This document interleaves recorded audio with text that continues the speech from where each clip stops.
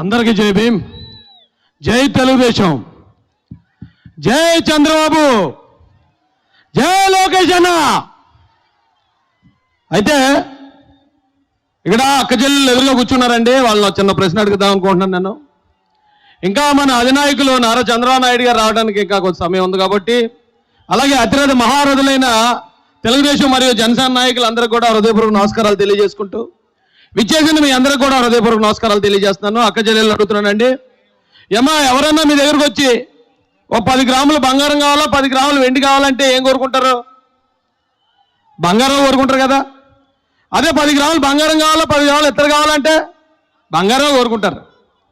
10 గ్రాములు బంగారం కావాలా, 10 గ్రాములు ఇనుము కావాలంటే ఇప్పుడు బాగానే చెప్తున్నారు. కానీ 2019లో ఆ ఎత్తడే లేకపోతే ఆ సత్తు ఏదైతే ఉందో దాన్నే కోరుకున్నాం మనం.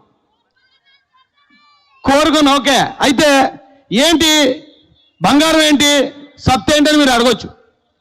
ఇప్పుడు నేను కొన్ని విషయాలు చెప్తానండి నారా చంద్రబాబు నాయుడు గారి గురించి. ఇప్పుడు బంగారానికి సత్తుకి ఎలాగైతే రెండు కంపేర్ చేయలేమో, బంగారం కావాలా సత్తు కావాలంటే కనీసం 10 మంది కూడా ఇనుము కావాలని కోరుకోరు, 100కు 100 మంది బంగారం కావాలంటారు. కానీ ఇప్పుడు వచ్చేటప్పుడు పరిస్థితి సగం మంది అటు సగం మంది ఇటు ఉన్నట్టు కనపడుతున్నారు. ఎందుకో దీనికి కావాల్సిన కారణం ఏంటంటే, నారా చంద్రబాబు నాయుడు గారు ఉన్నారండి. ఆయన చంద్రబాబు నాయుడు గారిని ఆయన మీద 2019 ఎలక్షన్లో ఈయన ఎస్సీలను అవమానించాడు, బీసీలకు అన్యాయం చేశాడు, ఉద్యోగస్తులకు అన్యాయం చేశాడు అనుకుంటూ లేనిపోయిన అబద్ధాలతో మనల్ని వదలగొట్టారు. వదలగొట్టి తీరా ఈ జగన్మోహన్ రెడ్డి అధికారంలోకి వచ్చిన తర్వాత ఆయన చేసింది ఏంటయ్యా అంటే, చంద్రబాబు నాయుడు గారు ఎస్సీలకి 4 లక్షల మందికి ఎస్సీ కార్పొరేషన్ రుణాలు ఇచ్చారు. కానీ జగన్మోహన్ రెడ్డి గారు వచ్చి ఆ మొత్తం 27 పథకాలు రద్దు చేయడమే కాదండి, ఇప్పుడు దాదాపు 40 మందిని చంపించారు.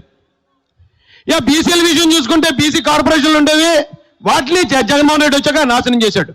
అంటే ఇక్కడ బంగారాన్ని వదిలి మనం సత్తు అనే జగన్మోహన్ రెడ్డిని, నేను ఒకటే చెప్తాను, బంగారం అంటే నారా చంద్రబాబు నాయుడు గారు, ఆ సత్తు అంటే ఈ చెత్త.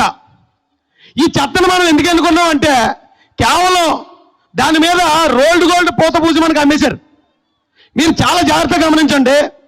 ఇప్పుడు ధైర్యవంతులు పులివెందుల పులి అని ప్రచారం జరుగుతుందండి. ఈ పులివెందుల పులి చంద్రబాబు నాయుడు గారిని అమాయకులుగా పిరుకోలుగా చిత్రీకరించడానికి ట్రై చేస్తున్నారు. నారా చంద్రబాబు నాయుడు గారి మీద అలిపిరిలో బాంబు దాడి జరిగింది. బాంబు దాడి జరిగితే ప్రాణం తుటిలో ప్రాణాపాయం తప్పించుకున్నాడు ఆయన.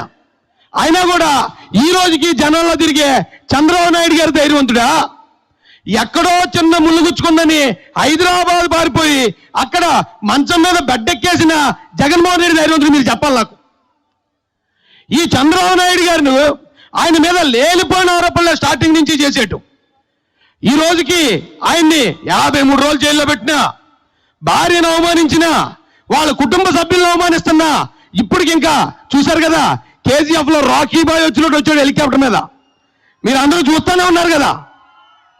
KGF రాకీ బాయ్లో ఇప్పటికి ఇంకా ఎంటర్ అవుతూ ప్రతి మీటింగ్ లోనూ ఇదిగా నేనున్నాను ఈ జాతికి, నేనున్నాను ఈ రాష్ట్రానికి అనుకుంటూ మనందరికీ ధైర్యం చెప్తూ తిరిగే ఈ చంద్రబాబు నాయుడు గారి ధైర్యవంతుడా?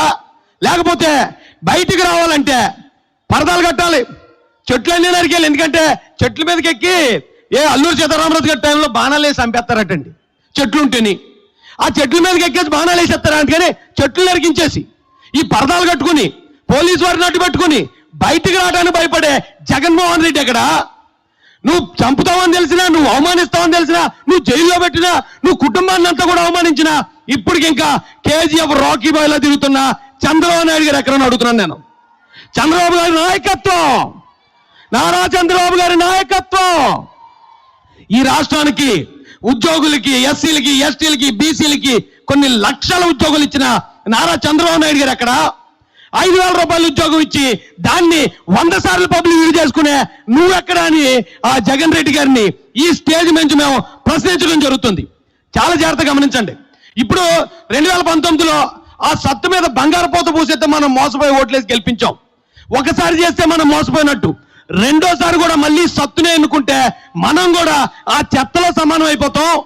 బంగారం లాంటి నారా చంద్రబాబు నాయుడు గారిని గెలిపించుకుంటే మన కుటుంబాలు, మన భావితరాల భవిష్యత్తుని ఆయన బంగారం చేస్తాడని నేను మీ అందరికీ కూడా తెలియజేసుకుంటూ విచ్చేసిన మీ అందరికీ అవకాశం ఇచ్చిన అధ్యక్షులు జ్యోతుల నవీన్ గారికి హృదయపూర్వక ధన్యవాదాలు తెలియజేసుకుంటూ ఒక్కసారి చెప్పండమ్మా, చంద్రబాబు నాయుడు గారి నాయకత్వం, లోకేష్ గారి నాయకత్వం, అచ్చెన్నాయుడు గారి నాయకత్వం, యనమల గారి నాయకత్వం, జ్యోతుల నవీన్ గారి నాయకత్వం. ఇక్కడ జనసేన సోదరులు కూడా ఉన్నారు. ఈ రోజున పవన్ కళ్యాణ్ గారు కరెక్ట్ టైంలో విలన్లందరూ ఏకమైపోతున్నప్పుడు హీరో ఎంట్రీ ఇచ్చినట్టు ఆయన సినిమాలోనే అలాగే ఎంట్రీ ఇస్తాడు, ఈ పబ్లిక్ లో రాజకీయాల్లో కూడా అలాగే ఎంట్రీ ఇచ్చి ఈ రాష్ట్రాన్ని కాపాడడానికి ముందుకొచ్చిన పవన్ కళ్యాణ్ గారికి జనసేన శ్రేణులకు కూడా శిరస్సు వంచి పాదాభివందనం తెలియజేస్తూ నేను ముగిస్తానండి. జై చంద్రబాబు.